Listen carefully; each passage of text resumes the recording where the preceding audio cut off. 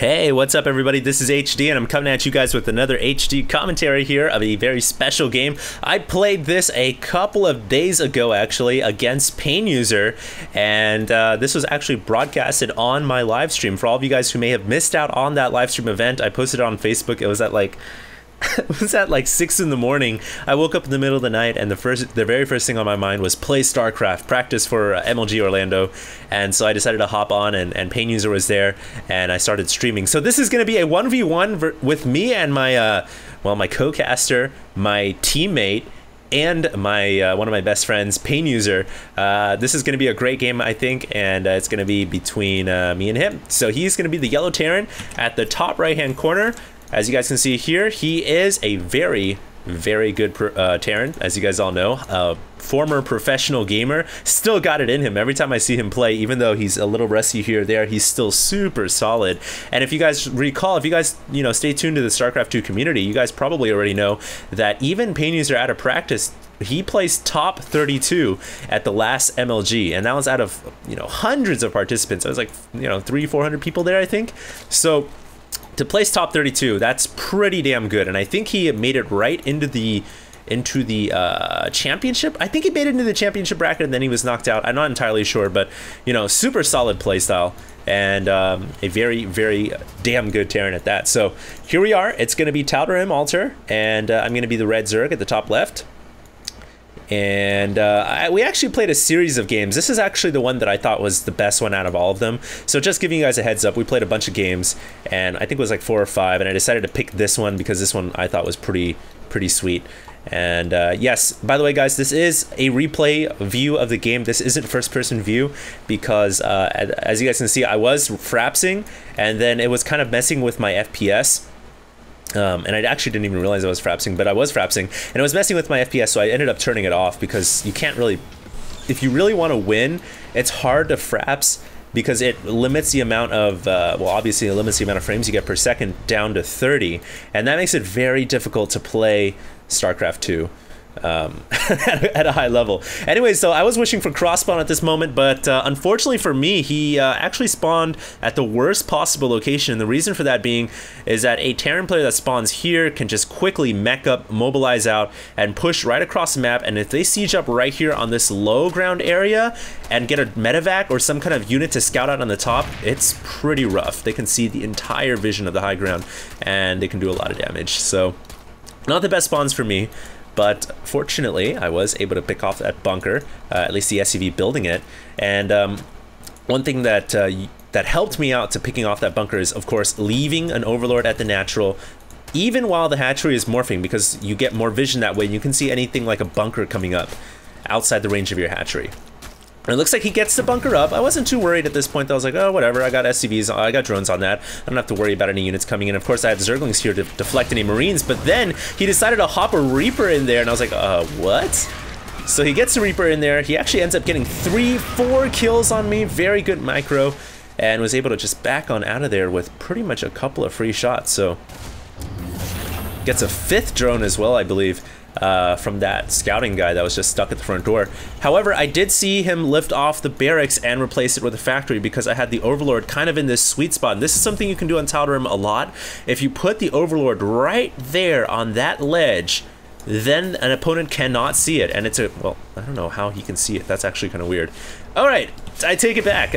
Usually they can't see it. I don't know why in this situation you can, but it's a great spot to put Overlords. You can scout a lot of vision. You can see exactly what the Terran player is doing. So I had a good hunch right now that I saw the command center, I saw the barracks in the factory, and I knew he was basically gonna go for biomech and most likely gonna go for that 2-base timing push around 12 minutes with Marines and tanks. So in order to deflect that from my perspective as a Zerg, I thought the best way to deal with that was to make sure my creep was spread as far as possible towards him. The more creep that I had around this flatland underlooking the natural expansion, the better chance I stood at holding off that Marine tank timing push. Essentially, you just don't want to let PainUser get a bunch of tanks right here, sieged up, because then you're in a lot of trouble and you're probably going to lose the game. So My objective, of course, getting the creep tumors down immediately, and to help that out, I had a third queen pop out right away. So this is something that I do with HDreplays quite a bit. I always get that third queen out. I just actually realized I don't have game sounds on, so I do apologize, guys. I will go ahead and enable game music. The reason why is because I just got done playing this game, and when I play StarCraft 2, I actually don't turn the game music on. I actually listen to my own little music mix. But here we go. HD's going to go ahead with some QQ here. Bad spawn. PainUser, of course, following and licking my salty tears from my cheek. It looks like I am doing pretty good for myself right now, I have to say. And that's not out of me being like, you know, I'm trying to be as modest as possible here. Because I have the layer on the way right now, and I'm on 2 base. I'm looking really strong. PainUser hasn't pushed out with any Hellions, which I'm actually glad about.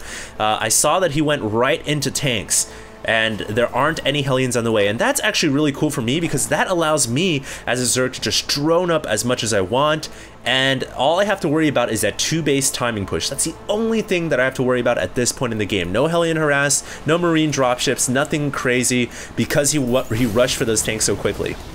So, getting that creep spread out, I have a spine crawler there as well for safety's sake. Good Overlord coverage around the map. Now let's take a look at it and see what PainUser's up to right now. That sneaky guy. He's got 3 barracks, engineering base. So yeah, everything looking as I expected right now. And on the production tab, he's just now getting stim. So he was very focused on getting the early tanks to deal with any kind of bust, any kind of harass, and he has a very macro mindset right now. And because of that, I don't have to worry about any pushes. Looks like I may end up losing that Overlord there, but since I got that scout, I realized, you know what, I've got a handful of lings on the map. Why not go for surround and pick off some free Marines? And so here come my lings, nom nom nom, free Marines for breakfast. And I'm going to be able to pick off 5 or 6 Marines or so pretty much for free. And not only that, I delayed the 3rd expansion from coming down. So all in all, not too bad. And I, of course, now with that aggression, getting my 3rd expansion down, and I'm about to get my Spire done. And as a Zerg player, what you want to do is, as that Spire is approaching completion, that's when you want to start saving up all your minerals. You should have a stockpile of gas from all 4 gases. As you guys can see, I've got 900 gas saved up, and I should be able to pump 9 Mutalisks in about, you know, 5 or 10 seconds as soon as I get a couple more minerals. But that is critical, making sure that your buildings time with your gas and your income rate and your mineral rate, and making sure you have enough minerals and gas and supply to make all those mutas. And not only that, you also need larvae. So a couple of things you have to manage, quite a few things you have to manage, but if you hit all those timings correctly, then that allows you to get Mutalisks in the most efficient manner, and, you know, surprising your opponent with 9 mutas is a lot more dangerous than 4 or 5. Now he is going in for a medevac drop here, which I didn't really expect. I thought he was going to go for that Marine tank push. Fortunately, though, my reaction was pretty decent. I was able to pull the drones away, and I do have my Mutalisk coming out right now, so that medevac is going down. Now, when you're a Zerg in this situation, if you've revealed your medevac to, or your Mutalisks to that medevac, your timing window to surprise your opponent with these mutas is very, very small. You guys can see right now, PainUser immediately going to build turrets all over because he realized how many mutas were on the map. So very reactionary play right here, and as a Zerg player, you want to go in there and pick off those turrets. But if you find an opening like a tank for free with no Marine coverage, go for it. As you guys can see, I pick off a free tank. These Mutalisks, looks like I'm going to get another tank for free as well, because PainUser just doesn't have that many Marines, and that actually stems from the fact that he lost his medevac and all of his initial Marines, so he really doesn't have that much anti-air. And if you're a Zerg player and you've already committed to these mutas, you need to make sure you justify the cost of these expensive Mutalisks, and so far I think I have. Picked off a couple of tanks, delayed the 3rd expansion, forced my opponent to build these missile turrets. So all in all, I've been able to flock around and pick off a couple of stray units. It looks like there's a tank here, and you kind of have to do a little bit of a quick calculation in your head. Is it worth, at that moment in time, picking off the tank? You may end up losing a couple of Mutalisks, and I decided, you know what? Let's try to make PainUser's tank count as close to 0 as possible, so I decided to go for it. And PainUser giving me the thumbs up here on the harass, of course, which I actually felt kind of good about, because if you guys recall, I did play like 4 or 5 games with him. All the other games I got raffle stomped. I wasn't in the zone, But this one I think was the best one, and I think was my favorite match of all. So PainUser now saying he's actually sitting up. I'm assuming he was slouching in his chair before. Thanks, dude. That's kind of nice. And yes, I am attending MLG Orlando. So now PainUser is going for the 3rd expansion and attempting to land that down. Things looking pretty standard right now as both of us are, you know, on 3. I'm on 3 base, he's on 3 base. I'm about to get my 4th base pretty soon here, as soon as I can get those rocks down. But honestly, I felt like I was in a pretty good spot. I think the game was pretty even right now. You know, judging from the supply, maybe I'm a little bit ahead, but I've certainly got the map under my control, and the game is in, you know, the ball's in my court right now. And yeah, I was feeling pretty good about this because, of course, this is all practice for MLG.